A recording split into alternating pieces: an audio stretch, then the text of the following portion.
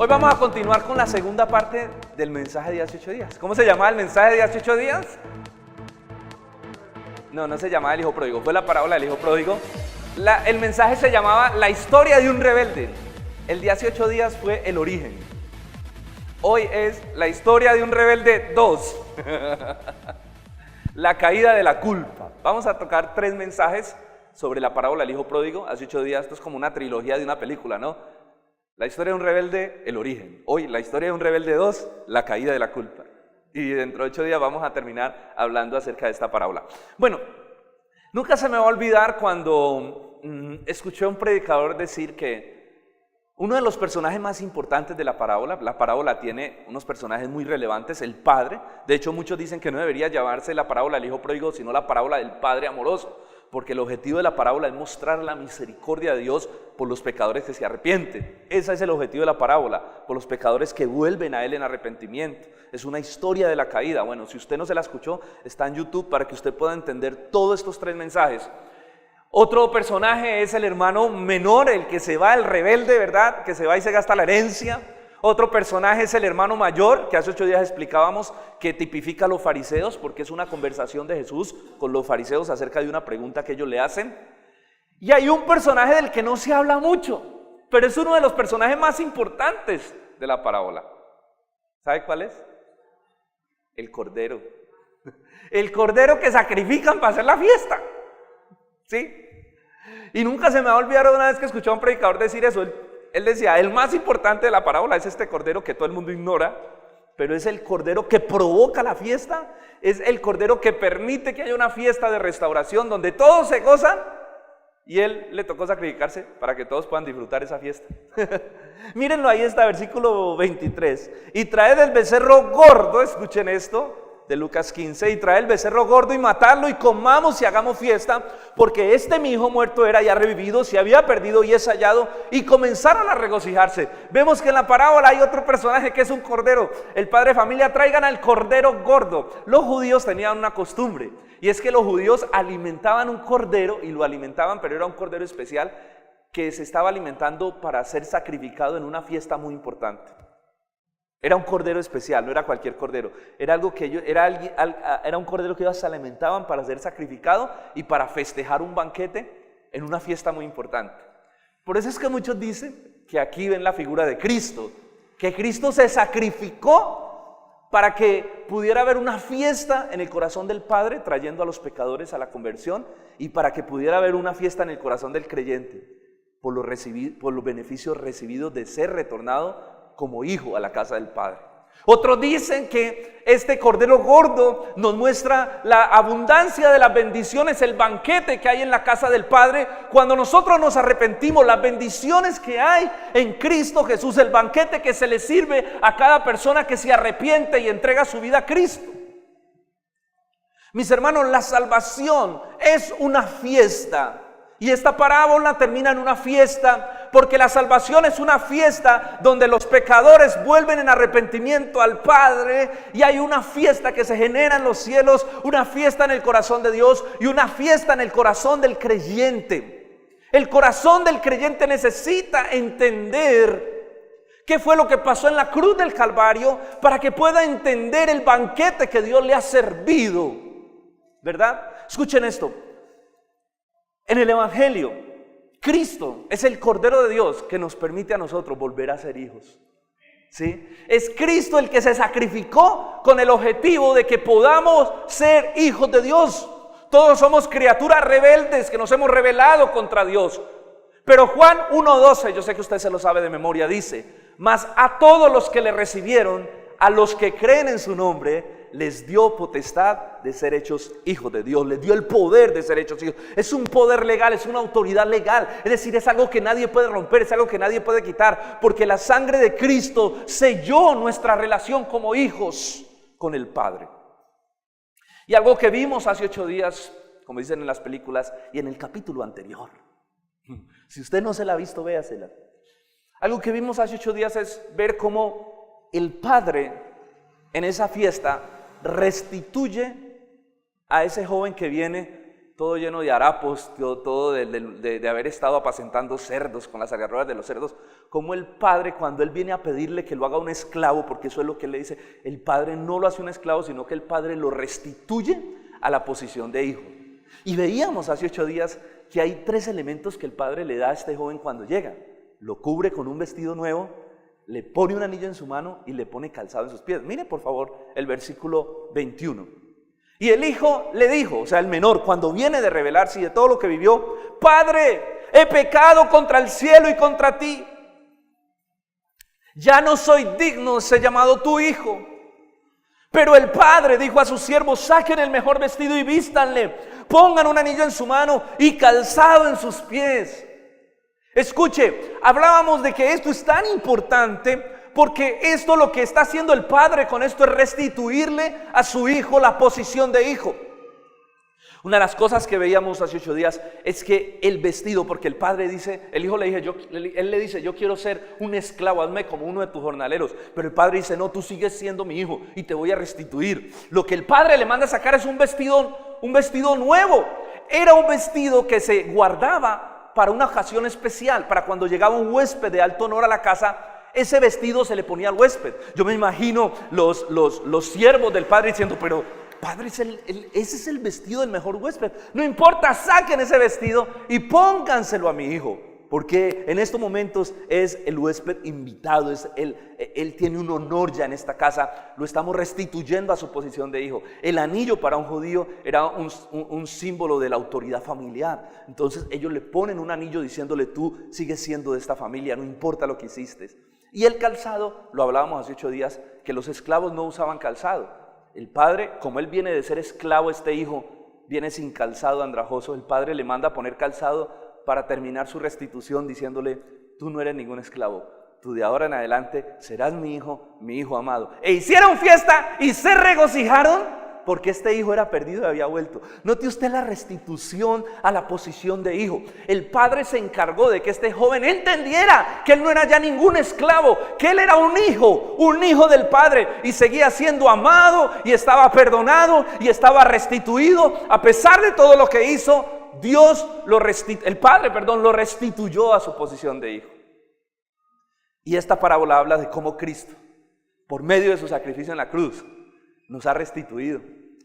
Pero ¿saben por qué los cristianos no disfrutan la fiesta que deberían disfrutar en su corazón con el Señor? Porque tristemente muchas veces no saben o dudan de lo que tienen en Cristo. Muchas veces no sabemos o dudamos de las cosas que pasaron en la cruz. Por eso en estos mensajes durante este tiempo yo he estado tan insistente en este tema, para que nosotros entendamos los beneficios, el banquete que nos ha sido servido por Cristo en el reino de los cielos. Necesitamos entenderlo, necesitamos entender que estamos en Cristo, que hemos sido restituidos a la posición de hijo. Hoy vamos pues a hablar de esto, de cómo el Padre se encargó de que este joven pudiera entender que ya era un hijo. Le puso su vestido nuevo, le puso su anillo y le puso su calzado. Les decía ahorita que el vestido nuevo era un vestido reservado para el huésped de honor. Ahora, pensemos por un momento, ¿cómo cree usted cuál era la pinta con la que regresó este joven a su casa? ¿Cuál sería la pinta? Sucio, inmundo, porque este joven, recuerden que ¿qué le tocó hacer por la necesidad? ¿Cuál fue el trabajo que consiguió? Apacentar cerdos. Y yo no sé cuántos de aquí han visto que apacentar cerdos, si han tenido la oportunidad, es una cosa cochina. De hecho, a los cerdos aquí les decimos cochinos. ¿Por qué? Por cochinos. Y deseaba comer las algarrobas. Este joven viene andrajoso, viene de andar la calle, de haber perdido toda su herencia, de ser un vagabundo, de venir, hermano, oliendo feo. Y este joven con ese vestido de inmundicia no podía estar en la casa del Padre. No podía estar, porque ni siquiera un esclavo estaba en esa condición. Entonces necesita ser vestido, necesita serle cambiado su vestido. Y esta parábola lo que nos enseña, hermanos, es que el hombre, cuando se rebela, el alma del hombre se corrompe a tal punto que no puede tener comunión con Dios. El alma del hombre, por causa del pecado, no puede acercarse a un Dios santo. O sea, en esa condición, sin arrepentimiento, sin ser cambiados sus vestidos, ningún ser humano se puede acercar delante de un Dios santo, porque Él es santo y lo que se acerca delante de Él primero tiene que ser purificado y santificado para que pueda tener comunión. Por eso esto es un prototipo de la justicia de Cristo, como ese vestido de pecado le es quitado y es revestido del nuevo hombre con un vestido conforme a la santidad y a la justicia de Dios. Mis hermanos, desde el huerto del Edén, porque recuerdan que yo les expliqué hace 8 días que la parábola del hijo pródigo no es la parábola, a veces la hemos interpretado mal, por falta de un estudio bíblico profundo. No, la parábola del hijo pródigo es la parábola del hermanito que se va de la iglesia y cuando se enreda en el mundo y el mundo lo golpea, vuelve a la iglesia y el hermano mayor son los hermanos de la iglesia que se enojan con el pastor porque le da privilegios otra vez a ese hermanito y la interpretamos. Pero no, la parábola nunca quiere decir eso. La parábola es, hermano, es la historia de la caída del hombre desde el huerto del Edén. Y cómo Dios lo restituye por gracia y misericordia a través de Jesucristo. Y cómo Dios se goza cuando los pecadores se arrepienten. Esa es la parábola del hijo pródigo. No tiene nada que ver con el hermano que se fue y volvió de la iglesia. No tiene nada que ver con eso. Para mí es la parábola más malinterpretada de toda la Biblia, la parábola del hijo pródigo. De hecho, nace de una conversación de Jesús con los escribas y fariseos. Lo expliqué hace 8 días.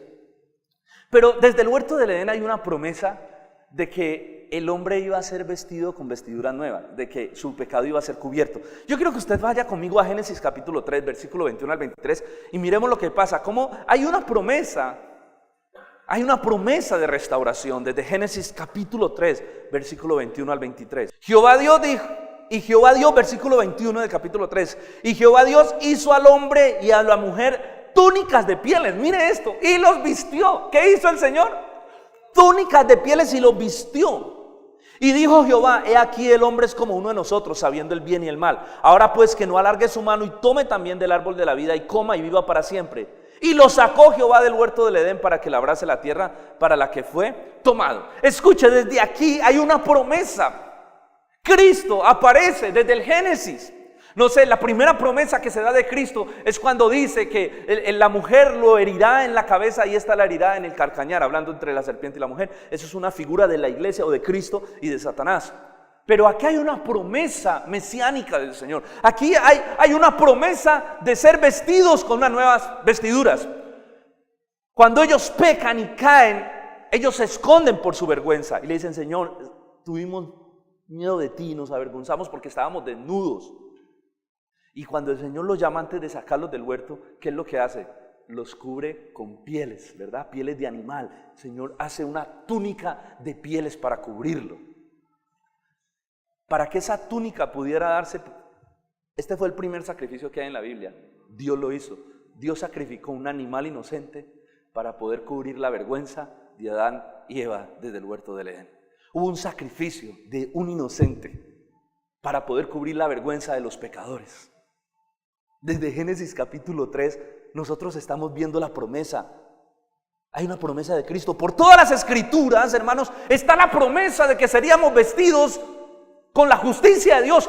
Toda la escritura habla de nuestro Señor Jesucristo, de la restauración, de que Dios va a cubrir la culpa, va a cubrir el pecado, va a cubrir la vergüenza, va a dar una vestidura nueva que va a ser Dios quien la va a proveer. Y ese es Cristo. Y toda la escritura apunta a Cristo. Desde Génesis, en el huerto del Edén, se habla de Cristo. Por toda la escritura se habla de Cristo. Hasta Apocalipsis, la Biblia es una historia completa. Es la redención del hombre. Esa es la historia de la Biblia. Por eso hay que conocerla. Porque la Biblia es la historia del amor, de la redención de Dios para los pecadores que se arrepientan en Cristo. Es la historia de la redención de Dios para su pueblo.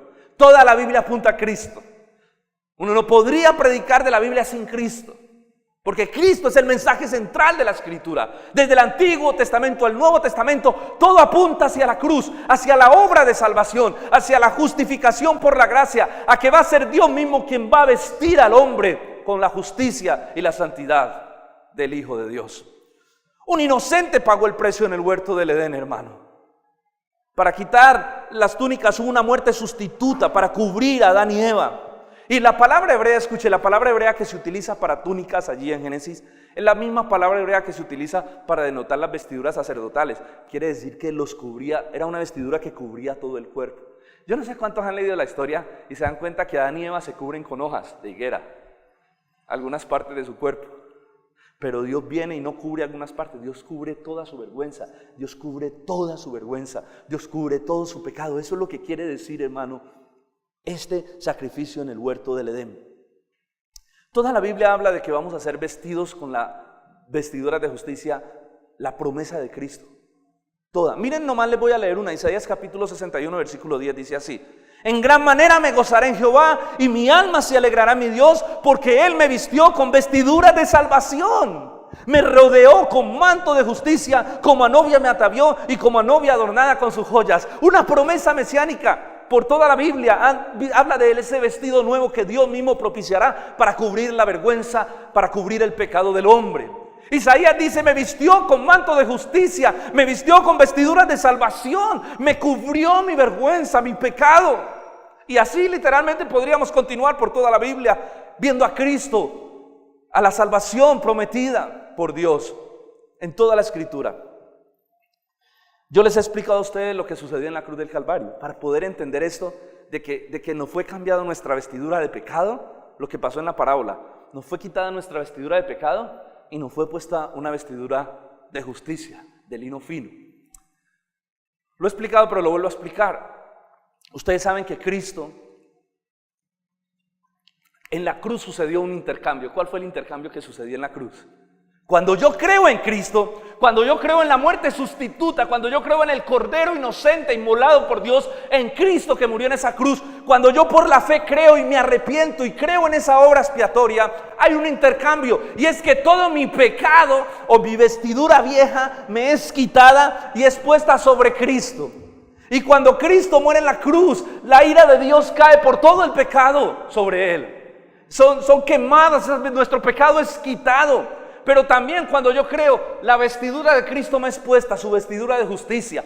33 años de vivir una vida justa. Toda la justicia de Cristo me es imputada, me es puesta, me es colocada. Entonces hay un intercambio. Yo le entrego a mi pecado y Él me entrega a mí su justicia.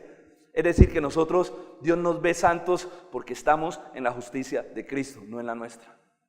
Porque estamos vestidos con la vestidura de Cristo, no con la nuestra. ¿Por qué cree usted que la Biblia dice a los santos de Galacia, a los santos de Corinto? Que la iglesia en Corintio era una iglesia, hermano, con bastantes chicharrones y bastantes problemas. Pero Pablo le llama a los santos de Corintio. ¿Por qué? Porque no estaban en su justicia, sino vestidos con la vestidura de Dios.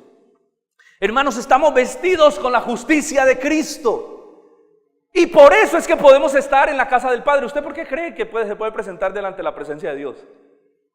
Porque ha sido vestido con la justicia de Cristo. Eso es lo que nos permite estar delante de Dios. Delante de la santidad de Dios no puede aparecer nadie si no está vestido con la justicia de Cristo. Y esa es nuestra garantía, ese es nuestro deleite, hermano. Debemos entender, yo quiero que usted entienda algo en esta mañana. Si se durmió en el mensaje, levántese aquí, entienda esto y siga durmiendo. Es que el pecado nuestro ya fue cubierto. Despierte a alguien, si alguien está dormido, despierte, le diga: escucha esto, se lo voy a dormir. Nuestro pecado ya fue cubierto en la cruz. Dígale al que está: bueno, si usted ha creído. Pues yo no sé de aquí que alguien diga que usted aquí no haya creído.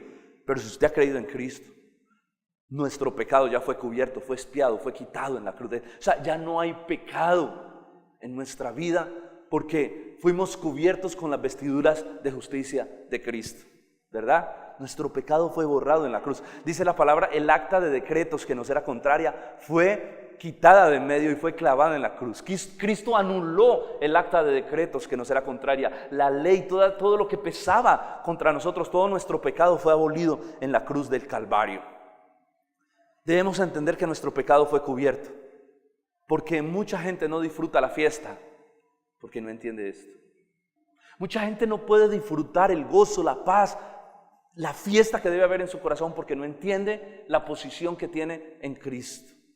Hermano, no puede haber culpa, ya no puede haber vergüenza, no puede haber condenación, porque ninguna condenación hay para los que están en Cristo Jesús, los que no viven conforme a la carne, sino conforme al Espíritu, dice Pablo en Romanos, ¿verdad? Ninguna condenación, dígale que está a su lado, ninguna condenación hay para los que están en Cristo. No hay condenación, hemos sido libres de la vergüenza, de la culpa, de la condenación.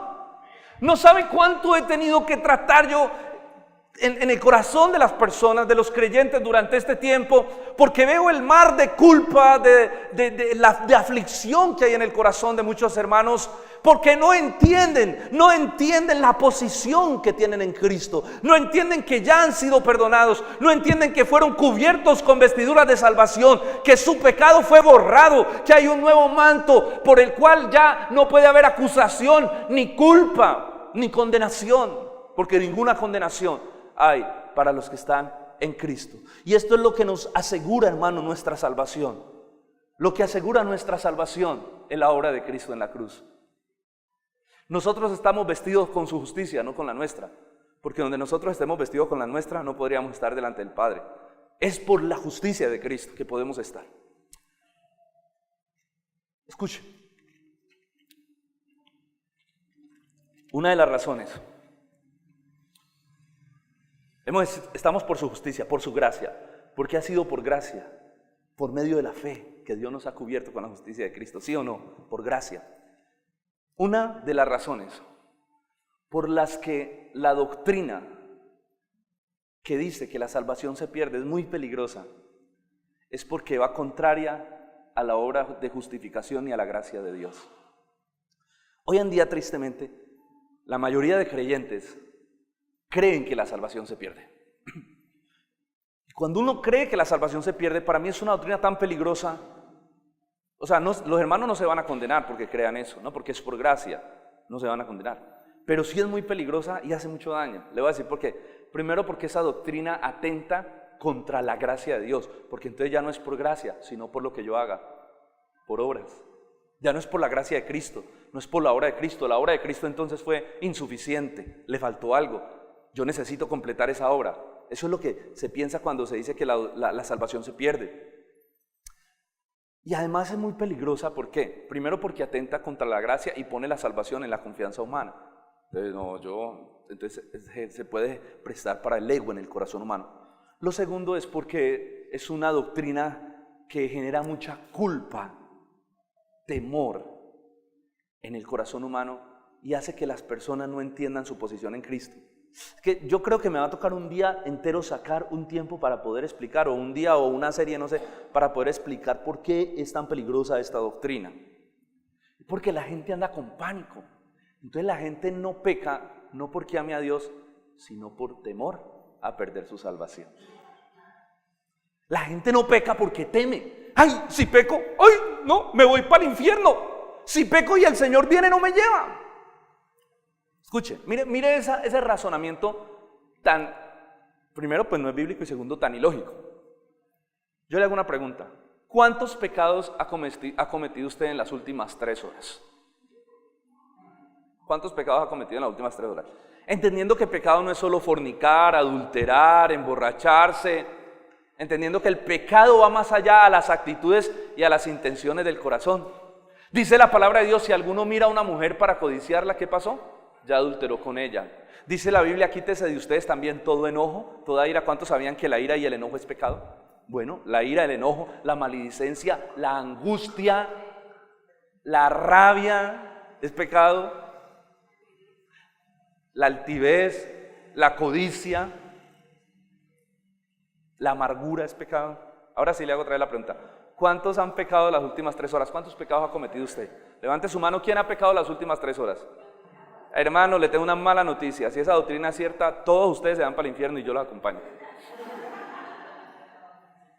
Mejor dicho, usted tiene que morir en un momento como en un culto, pues que usted no está pensando en nada, no está adorando y que ¡pum! Que venga el Señor, o sea, que nos agarre confesados, porque si no es así, entonces todos nos perdemos. ¿Ven lo delicado? Es psicológicamente atormentante creer que la salvación se pierde. Entonces la gente no busca ser fiel a Dios por amor a Él, a su santidad, por no atentar contra su santidad y también por el daño que hace el pecado, sino que la gente busca no pecar porque si peca se pierde. Y eso no funciona, no santifica. Lo único que santifica es el conocimiento de la palabra. Santifícalos en tu verdad. Tu palabra es la verdad, es la oración, es someternos a los medios de gracia que el Señor puso para santificarnos, pero no el temor. Hermano, realmente este tipo de doctrinas se dan por la falta de entendimiento de la posición que tenemos en Cristo, sobre todo del proceso de la justificación, de que ya fuimos perdonados. Dice Hebreos, el sacrificio de Cristo se hizo una vez y para siempre. Cristo no tiene que estar siendo crucificado. Una vez y para siempre Dios abolió el pecado de aquellos que crean en Cristo a través de la cruz del Calvario. Miren este texto, 1 Juan 2:1, se lo voy a leer. Vamos a entrar, les voy a ir hablando testigos de 1 Juan. Termino esta serie y vamos a entrar en un estudio expositivo del libro de 1 Juan. Vamos a estudiar todo el libro de 1 Juan, que nos va a complementar todo lo que estamos aprendiendo durante estos domingos. Miren lo que dice 1 Juan 2:1. Hijitos míos, estas cosas les escribo para que no pequen. ¿Cómo dice? ¿Cómo? Hijitos, estas cosas les escribo para que no pequen. Pero si alguno hubiere pecado, abogado tenemos para con el Padre, a Jesucristo, el justo. Entonces, me agrada cuando empieza diciendo Juan: hijitos, estas cosas les escribo para que no pequen. ¿Por qué? Porque el que realmente ha conocido al Señor, lo primero que sucede en su corazón es que tiene un aborrecimiento por el pecado. Es que no se siente bien cuando peca, es que odia, aborrece el pecado porque destruye su vida, porque destruye todo lo que encuentre. Entonces hay un aborrecimiento al pecado porque atenta contra mi relación con el Señor. Estas cosas les escribo para que no pequen. Y yo creo que aquí es donde está el problema de no dejar de creer en la doctrina de que la salvación se pierde. Porque hay gente que dice: si yo predico que la salvación no se pierde, entonces toda mi iglesia se va a ir a pecar. ¡Ay, ya! Porque no falta el que diga: ¡ay, no se pierden! Eso era lo que necesitaba. Ahora sí, me voy a dar la vida pero linda. No. Si usted piensa eso, déjeme decirle que usted no es salvo. Y usted no ha conocido la gracia del Señor. Porque lo primero que le pasa a alguien que conoce la gracia del Señor es que el Espíritu Santo genera tanta pasión, tanto amor, que no le deja pecar. Bueno, y aunque peca, ahorita lo vamos a ver, aunque peca, pero hay algo que restringe su pecado. Hay algo que, porque él empieza a odiar su pecado y empieza a amar los asuntos de Dios. Por eso él dice: les escribo estas cosas para que, pero si han pecado, porque Juan dice también en la carta: el que diga que no tiene pecado es mentiroso, y le ha hecho el mentiroso. Si alguno ha pecado, ¿qué tenemos? Abogado para con el Padre, a Jesucristo, el justo. Es decir, si usted ha pecado, dice Juan, ore, arrepiéntase, pida perdón, que usted en el cielo tiene un abogado que lo defiende. En Cristo, Él no solo nos vistió con su justicia, sino que se convirtió en nuestro abogado. Él aboga por nosotros. Él aboga por nosotros, hermanos. Además de que cuando creemos somos sellados con el Espíritu Santo, y el Espíritu Santo nos guarda para no pecar, aunque pecamos. No practicamos el pecado, pero incurrimos en pecado muchas veces. Entonces, hermano, lo que tenemos es que diferenciar entre el convencimiento de pecado al que nos lleva el Espíritu Santo y la culpa a la que Satanás nos quiere someter. Porque yo veo muchos cristianos que no disfrutan su espiritualidad, es porque Satanás tiene su vida inundadas y embargadas con la culpa. El Espíritu Santo nos guía al arrepentimiento, pero nunca nos hace dudar de nuestra posición de hijos. Satanás nos lleva a la culpa, nos oprime y nos inunda y nos esclaviza más en el pecado. ¿Soy claro? Ok. Necesitamos entender, dígale al que está a su lado, necesitas entender qué fue lo que hizo Cristo. Dígale: Cristo, ¿qué fue lo que hizo Cristo en la cruz? ¿Qué sucedió a tu favor? Cuando entendemos eso, hermanos, somos libres de la opresión del diablo, somos libres de la culpabilidad. Porque si bien es cierto que tenemos un abogado defensor, también tenemos un fiscal acusador, que es Satanás. Usted ha visto que existe el que acusa en un juicio, el que se para y dice: pues yo lo acuso, creo que le llaman la figura del fiscal, pero también está el abogado defensor dentro de un juicio. Y si bien es cierto que Cristo es nuestro defensor, tenemos un abogado acusador, tenemos un fiscal acusador que es Satanás. Y necesitamos entender su operación. Y de lo que más Satanás se aprovecha es que la gente desconoce el abogado que tiene y desconoce lo que Cristo ganó en la cruz. Y cuando usted desconoce la ley, se embala. Cuando la gente desconoce la palabra de Dios, no entiende los beneficios. No entiende lo que se le acreditó en Cristo como hijo de Dios. C.S. Lewis decía una cosa, porque voy a empezar a hablar un poquito de la operación de Satanás, cómo Satanás trabaja para tratar de hacerle creer a la persona que es culpable, para tratar de acusarle. Escuche, C.S. Lewis decía, con los demonios cometemos dos problemas. Número uno es que se les ignora, no se habla de ellos, no se estudia a ellos. Y Pablo dice, no ignoramos sus maquinaciones. Entonces C.S. Lewis dice, muchos cristianos ignoran al diablo. Y el otro error que cometen la mayoría es que le dan demasiada importancia. Entonces tenemos lugares donde se habla más del diablo que de Cristo, donde se hace más guerra espiritual que adoración. ¿Ven? Pero no podemos ignorar las maquinaciones de Satanás. Ahora, Satanás, la palabra diablo significa acusador. La palabra diablo fue traducida del griego que significa acusador, o sea, él nos acusa. Ahora, ¿saben qué es lo interesante? Que cuando yo leo la parábola del hijo pródigo y uno ve la posición del hermano mayor, uno ve unas actitudes muy satánicas y muy acusadoras. ¿Qué fue lo que dijo el hermano mayor cuando el hijo pródigo volvió? ¿Qué fue lo que dijo? Vamos a leerlo, miren el versículo 28 de Lucas 15, 28 al 30. Entonces se enojó el hermano mayor y no quiso entrar, y salió su padre y le rogaba que entrara, mas él le respondió y le dijo a su padre: he aquí tantos años que te sirvo, nunca habiéndote desobedecido jamás, nunca me has dado un cabrito para gozarme con mis amigos, pero cuando viene tu hijo que ha consumido sus bienes con prostitutas, tú le haces matar el becerro más gordo. ¿Nota usted las actitudes tan satánicas? Él lo está acusando el hermano mayor y dice, claro, viene que se acuesta con prostitutas y tú le perdonas y le matas el becerro más gordo. ¿Qué está haciendo? Lo está acusando. Y lo está acusando de un pecado que el Padre ya le perdonó, porque el Padre ya le había abrazado. La función de Satanás es esa. La función de Satanás es acusar. La función de Satanás es acusar al creyente delante de Dios. Esa es la función del diablo. Hermano, la palabra diablo significa acusador, calumniador, mentiroso. Les voy a leer un texto para que ustedes miren cómo opera Satanás. Apocalipsis capítulo 12, versículos del 10 al 12. Entonces oí una gran voz en el cielo que decía: ahora ha venido la salvación, el poder y el reino de nuestro Dios y la autoridad de su Cristo, porque ha sido lanzado fuera el acusador, el diablo de nuestros hermanos, el que los acusaba delante del trono de Dios de día y de noche, y ellos le han vencido por medio de la sangre del Cordero y de la palabra del testimonio de ellos, y menospreciaron sus vidas hasta la muerte. Ha sido lanzado fuera el acusador. En Apocalipsis está esa promesa. El diablo es el acusador, el que nos acusa delante de Dios de día y de noche. El diablo va a buscar la manera de acusarte por tus pecados. El diablo va a traer a la vista pecados que Dios ya perdonó y va a tratar de dañarte y destruirte. Pero la Biblia dice: abogado tenemos para con el Padre, a Jesucristo es justo. ¿Y cuántos creen que cuando usted tiene el mejor abogado, sale bien? Siempre va a estar bien. Y más cuando ese abogado ya perdonó su pecado en la cruz de Calvario.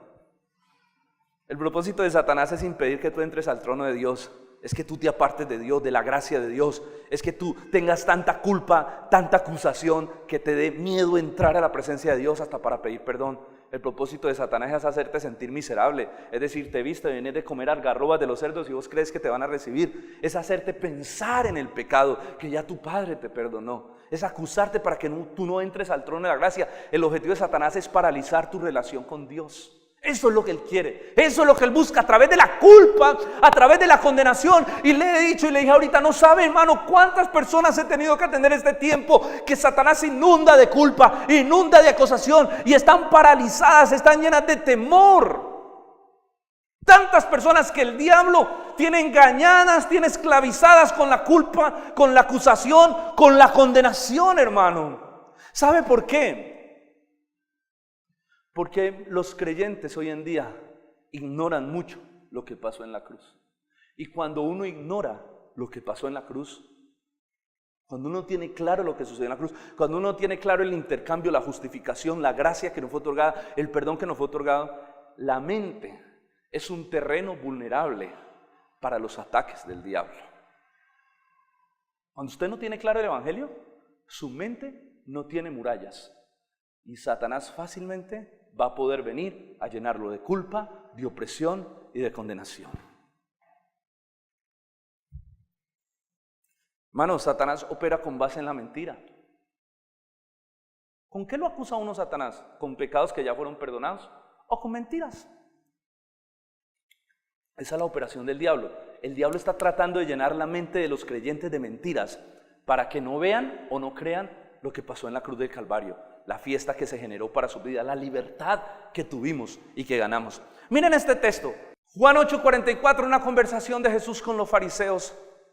Jesús les dice a los fariseos: vosotros sois, qué fuerte esto, de vuestro padre el diablo, les dice, y los deseos de vuestro padre quieren hacer. Él ha sido homicida desde el principio y no ha permanecido en la verdad porque no hay verdad en él. Cuando habla mentira de lo suyo, habla porque él es mentiroso y padre de mentira. Oye, qué acusación. Satanás le dice a los fariseos: ustedes son de vuestro padre el diablo, porque ellos dicen: hijos de Abraham somos. Y dicen: ustedes no son ningún hijo de Abraham, ustedes son hijos de vuestro padre el diablo, y el que es hijo del diablo, los deseos del diablo quiere hacer. Ha sido homicida desde el principio y el diablo es mentiroso y padre de mentira por naturaleza. Es decir, la naturaleza de Satanás es el engaño. Por eso la palabra Satanás se traduce como engañador. Satanás en su idioma original significa engañador, enemigo de Dios. Él engaña. Su naturaleza es la mentira, la perversidad. Por eso cuando él acusa a los hijos de Dios, los acusa desde el engaño, desde la mentira. Cuando él viene a tratar de influenciar una mente y un corazón, él lo influencia con la mentira, con el engaño, porque ese es el as bajo la manga. Cuando tentó a Adán y Eva, ¿con qué los tentó? Con engaño. Con engaño, tergiversando la palabra de Dios. Cuando tentó a Jesús también, con engaño, queriendo tergiversar la palabra de Dios. Su deseo es llenar la mente del creyente de mentira. Escuche, el deseo de Satanás es llenar la mente del creyente de mentiras, para que no entienda o no crea lo que pasó en la cruz. Y ese ha sido el problema del cual yo más me he dado cuenta que tienen los creyentes modernos. Los creyentes modernos no entienden o no creen lo que pasó en la cruz. ¿Saben por qué? Porque tristemente estamos frente a una de las generaciones más perezosas que hay de creyentes, donde no hay un estudio dedicado a entender la palabra de Dios, a buscar, a escudriñar lo que Cristo hizo en la cruz. Esta es una generación que cree que va a sobrevivir con canciones solamente. Mis hermanos, el desconocimiento del evangelio se constituye en la vulnerabilidad más grande para que los engaños del diablo puedan venir a la mente del creyente. La falta de entendimiento de las escrituras en una mente de un cristiano es el terreno más fértil para que Satanás lo pueda oprimir y lo pueda esclavizar. Es la falta del entendimiento de las escrituras.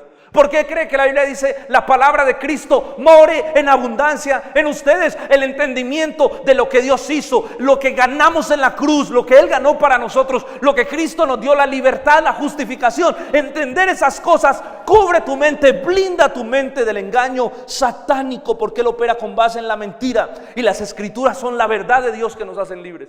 En esa misma conversación con los fariseos, el Señor les dice, ahí mismo en el versículo 32 de Juan 8, mire lo que dice: y conoceréis la verdad, y la verdad os hará libres.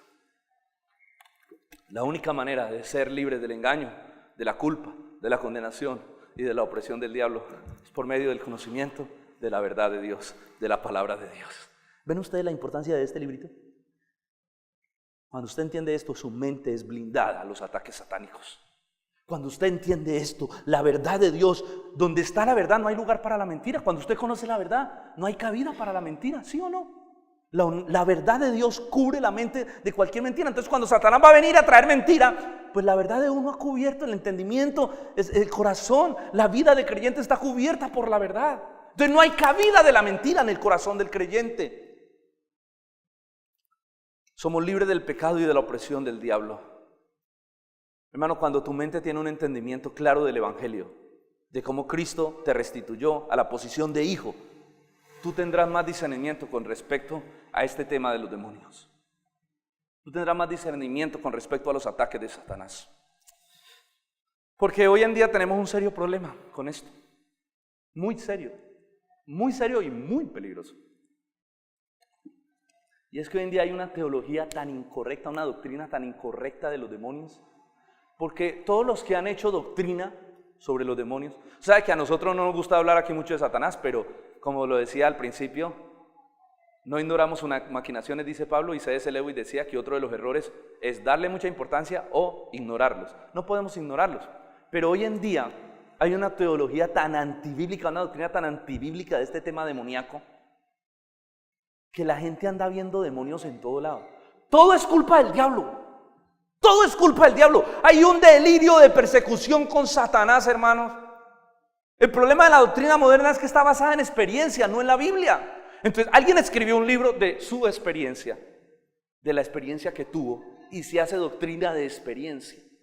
Y la mayoría de doctrina de guerra espiritual viene de libros de experiencia, no de la Biblia. Entonces, por eso hay una doctrina tan errada. Y como somos tan dados a estos temas místicos y misteriosos y de demonios y de ángeles, entonces esos libros se venden y entonces la iglesia es adoctrinada desde la experiencia de alguien.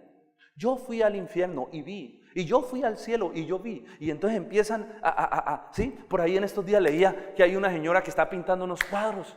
¿Y cómo le parece que la señora es una guerrera espiritual? Y esos cuadros tienen tanta unción que usted le compra el cuadro y lo pone en la sala y ningún demonio puede entrar. Porque ahí está el cuadro ¿sí? ¿Eso no te suena más a brujería? La brujería es fetichismo, agorería. Eso va más por ese lado. Pero de allí viene la teología moderna sobre los demonios, la doctrina moderna sobre los demonios. Por eso hoy en día hay tanto delirio de persecución. Hay gente que cree que todo es un demonio. Hay gente que se la pasa más tiempo reprendiendo al diablo que adorando a Jesús. Hay gente que cree que todo lo malo que le pasa viene del diablo. Se le cayó ¡ay, diablo cochino! Se me cayó el café. No, eso no es nada. Hay gente que peca. ¡Diablo cochino! ¿Cómo me hiciste pecar? ¡Diablo cochino mentiroso! Me hiciste pecar. Mira esa mujer que me pusiste tan bonita y me motivaste a que yo te reprendo, Satanás. El problema no es del diablo cochino, o sea, Satanás sí es el tentador y él te va a poner las oportunidades, pero el responsable del pecado eres tú, no el diablo. ¿Oíste? Porque hoy en día la gente, como piensa que todo es demonio, todo lo quiere solucionar con liberación y no con arrepentimiento. Y el problema no es de liberación, es de arrepentimiento. La otra vez me ha llegado gente, pastor, óreme por este hijo, óreme. ¿Y por qué le oro, hermana? Óreme por ese hijo que es un rebelde, sáquele ese demonio de rebeldía que tiene ese hijo. Y venga. Si hay que sacar un demonio, entonces tráigame los padres y se los sacamos a ellos. Porque si ese hijo es rebelde es por el problema de la relación de los padres. Entonces, un problema de demonios, si no venga y arrepiéntase, vengan y hablemos cuál es el pecado, el problema que ustedes están viviendo y cómo crearon ustedes este hijo para que sea rebelde. Problema de arrepentimiento, no de liberación. Ay, pastor, oré porque es que, hay un demonio atacando nuestra relación. ¿Y por qué que hay un demonio, hermano? Ay, es que me gusta otra muchacha. ¿Un demonio? Eso no es un asunto de liberación. Venga, oremos, arrepiéntase, renuncia a su pecado y vuelva a su hogar. Ojo, ¿ven ustedes cómo nos es de fácil buscar un chivo expiatorio para poner nuestra culpa sobre él y decir, Señor, como Eva, no fui yo, fue la serpiente. Yo no fui, Señor, la serpiente esa me engañó. Adán, no, yo, Señor, la mujer que me diste tuvo la culpa. Bien, es la misma teología del huerto del Edén. Buscamos a alguien para ponerle nuestro pecado y nuestra responsabilidad encima. Y Dios, aunque condenó a la serpiente por la tentación, pero Dios también juzgó al hombre por su responsabilidad de pecar. Y fue el hombre el responsable del pecado, de acceder a la tentación del diablo y no Satanás. ¿Ven? Entonces la gente hoy en día todo lo quiere resolver con liberación. Pastor, libéreme, pastor, libéreme. Y el problema no es de liberación, es de arrepentimiento. Es de arrepentimiento. ¿Ven ustedes lo peligroso que es esta doctrina? Psicológicamente lo peligrosa que es. Porque la gente anda viendo demonios y vive con un temor. Está en la casa y se movió la cortina. ¡Ay, diablo cochino! Se movió la cortina, pastor. ¿Hay algo malo en esta casa? Todo se resume a demonios.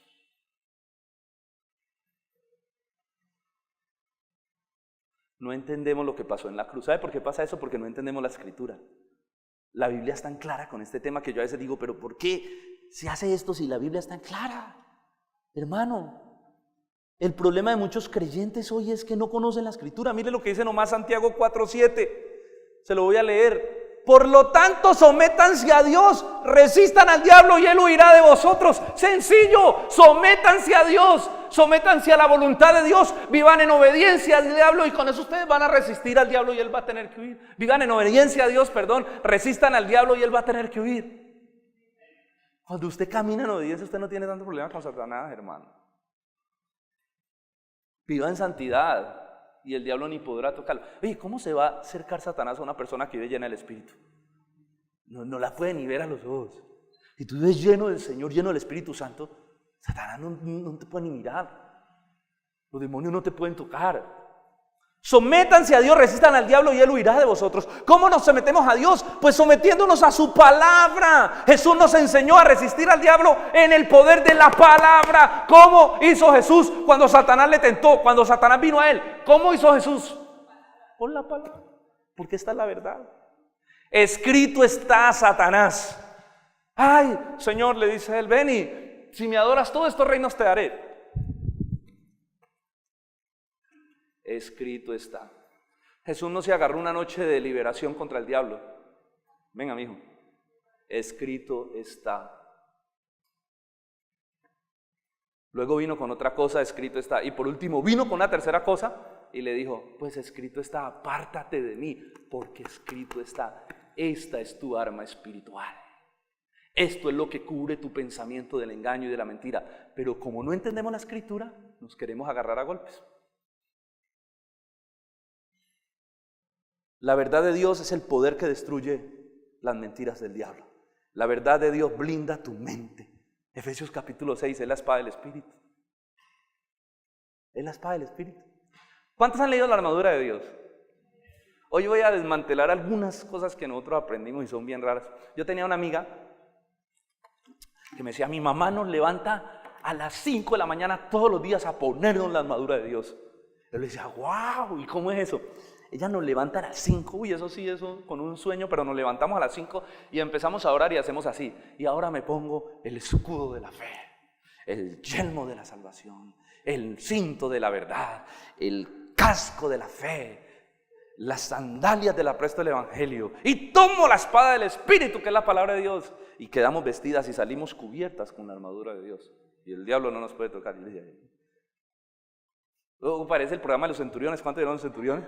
Y yo de ¡ay! La armadura, yo me imaginaba esa escena. Cuando la Biblia en la armadura de Dios no se interpreta así. La armadura de Dios, Pablo se está mirando a un soldado romano. La armadura de Dios es algo que tú tienes que vivir. Tú tienes que vivir en la verdad, con el cinto de la verdad. Tú tienes que vivir con fe, porque es tu fe el escudo que te protege contra los dardos de fuego del enemigo. Tú tienes que vivir con el casco de la verdad, la palabra de Dios, la verdad que cubre tu mente, el casco de la salvación. Tú tienes que tener el apresto del evangelio, o sea, caminar predicando el evangelio. Eso habla de un estilo de vida, que si el creyente vive con ese estilo de vida, mijo, Satanás no le va a hacer daño.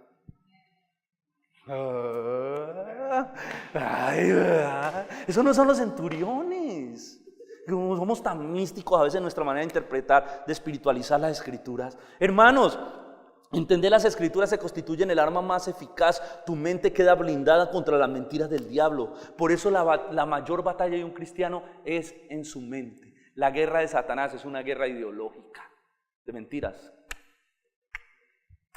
De mentiras, exacto, pero hay que tener el caso de pero es una guerra de mentiras donde él quiere meter pensamientos de mentira, donde él quiere meter pensamientos opresivos. Y si tú no conoces la verdad, te va a oprimir y te va a esclavizar. Te va a oprimir y te va a esclavizar. Por eso la palabra del Señor dice, la palabra de Cristo mora en abundancia. Necesitamos desarrollar una mente bíblica. Necesitamos desarrollar una mente que cuando usted está en una situación salgan versículos de por allá. ¿Sí me entiende? Cuando usted piense acerca de la vida, lo que salgan son versículos. Y usted diga, pero la palabra de Dios dice esto, pero la palabra de Dios dice eso. ¿Sí me entiendes? Cuando la palabra de Dios está en fuego, está ardiendo en nuestros pensamientos, Satanás no te puede tocar, mi hijo. Porque la verdad de Dios está siendo eficiente en tu vida. Pero como no conocemos este librito que es la Escritura, porque por pereza no lo estudiamos, entonces la mente de los cristianos modernos es una mente muy vulnerable a los engaños de Satanás. ¿Por qué cree que hoy en día hay tanta secta, tanto humanismo dentro de la iglesia? Porque no hay entendimiento de la verdad de Dios. Hermano, Satanás sí trabaja de esa manera en el creyente. Yo les expliqué una vez, y con esto voy cerrando. Él es el acusador, ¿no? Satanás no puede morar en el corazón, en la vida de un creyente. No puede venir a poseer un cristiano. ¿Por qué? Porque un verdadero cristiano ha sido sellado con el Espíritu Santo, que es las arras de la herencia. Usted se imagina, es que es antilógico. Usted se imagina el Espíritu Santo y un demonio morando en la misma vida. El demonio diciéndole al Espíritu Santo, córrase para allá que me toca este pedacito. Usted aquí. ¿Qué comunión, dice la Escritura, tiene la luz con las tinieblas? ¿Qué comunión tiene Cristo con Belial? ¿Qué comunión, hermano? No hay ninguna comunión. El creyente fue sellado. Los demonios sí habitan las personas inconversas. Sí, un inconverso sí. Pero el que tiene el Espíritu Santo no puede ser habitado, pero sí puede ser influenciado acá, cascumen, en la mente. Cuando no hay palabra, el Satanás engaña la mente. Yo estaba leyendo un libro de esta teología sobre demonios y esta doctrina, y yo decía, pero ¿por qué dicen que un demonio posee un creyente? Entonces me puse a leer este libro, y claro, no, hermano, hay una interpretación muy errada. Se basan en dos textos. Número uno, en Simón el Mago. Ustedes se acuerdan que Simón el Mago fue alguien que hasta se bautizó, y luego cuando vio que ellos estaban orando por la gente y venía el Espíritu Santo, él les dijo, ay, yo les doy plata, pero denme de ese poder. Y Pedro le dijo, apártate de mí, Satanás, y lo reprendió. Pero hermano, Simón nunca se convirtió. Porque un verdadero creyente, ¿cómo va a hacer esas propuestas? Simón estaba allí por engaño. El otro texto que usan, porque una vez le dije a una hermana, es que Satanás, oye, libéreme el niño, y el joven, y yo le decía, pero si es creyente, ay pastor, pero le dije, es que un creyente no lo puede poseer un demonio porque tiene el Espíritu Santo. ¿Y por qué la Biblia dice, y ese es el otro texto que se utiliza, que cuando un demonio sale y la casa queda vacía, va y trae otros 7 peores? ¿Ha leído el texto? ¿Sí o no? Pero eso es otro texto muy mal usado, porque Jesús está hablando, escuche, la interpretación de ese texto, Jesús está hablando que cuando está sacando fuera un demonio de un muchacho y está hablando acerca de Satanás, entonces lo que él quiere decir es que si un demonio sale de un cuerpo y esa casa no es habitada por el Espíritu Santo, no hay una conversión, la persona no se arrepiente y es sellada y llena del Espíritu Santo, entonces ese demonio sí, cuando esa persona no se convierte y es liberada, va y trae otros 7 peores y habitan este cuerpo y su estrado postrer va a ser peor que el primero. ¿A qué va todo esto y por qué le conté toda esta historia? Porque el objetivo de Satanás es acusarte y llenarte de culpa de tal manera que tú no entiendas o no creas que eres un hijo. En la parábola del hijo pródigo, de lo que más se encargó el padre cuando recibió a este muchacho, era de hacerlo sentir hijo, perdonado, restituido. Le puso un vestido nuevo, le puso un anillo, le puso sandalias para que él entendiera que no iba a ser un esclavo, que ahora era un hijo y como hijo tenía acceso a todos los beneficios de la casa del padre, un banquete, una fiesta. ¿Sabes por qué los cristianos hoy en día no viven esa fiesta? Porque están oprimidos por el engaño del diablo, por la culpa, por la condenación. ¿Por qué? Por la falta del conocimiento de lo que pasó en la cruz del Calvario. Porque cuando tú entiendes, hermano, cuando tú entiendes lo que Cristo hizo, tu corazón arde de gozo y pasión. Y Satanás no te va a engañar con mentiras. Porque Dios ya te aceptó como hijo, Dios ya te perdonó en la cruz del Calvario. Tú eres un hijo amado y bendecido por el Padre, si has creído en Cristo. Amén. Eso es este segmento de la parábola del hijo pródigo. La culpa fue quitada, la condenación fue quitada porque fuimos cubiertos con manto de justicia que nos permite estar en la fiesta del Padre, delante del Padre.